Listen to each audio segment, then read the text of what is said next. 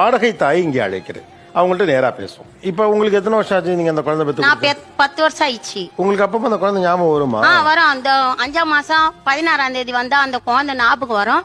நாங்க அதுக்கேத்த மாதிரி அன்னைக்கு ஒரு நாள் நாங்க கோயில்ல போய் இது அந்த குழந்தைக்கு பிறந்த நாள்லாம் செய்வோம். எங்க இருந்தாலும் நல்லா இருக்கணும்ன்ற ஒரு எண்ணம் எங்களுக்கு இருக்கும். ஏன்னு கேட்டா 4 குழந்தைங்க என்ன நான் தான் பெற்ற, இந்த குழந்தைய நான் தானே சுமந்தேன். அதனால அந்த ஃபீலிங் இருக்கும்.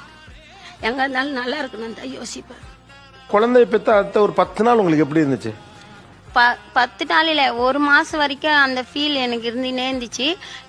எங்க பசங்க இவங்க கிண்டல் பண்ணி அந்த அவங்க இதுல பேசி அதை இதுங்க வச்சு அவங்க அதை மறக்கிற அளவுக்கு என்ன எங்க பசங்க விளையாட்டு பண்ணி இது பண்ணுவோம். அப்போ அந்த சமயம் வந்து இந்த குழந்தையும் இருந்தா நம்ம கூட நல்லா இருக்கும்ன்ற ஒரு எண்ணம் எனக்கு இருக்கும். இருந்தாலும் சரி, இல்லாதவங்களுக்கு போய் ஒரு குழந்தை போய் சேர்ந்துச்சு. ஒரு அதான் ஒரு இருட்டு வீட்டுல ஒரு வெளிச்சத்தை மெழுகுவத்தி கொளுத்துனா எப்படி இருக்கும், பளிச்சுன்னு இருக்கும். அந்த மாதிரி இருக்கும்னு சொல்லிட்டு ஒரு எண்ணம் எனக்கு இருக்கு.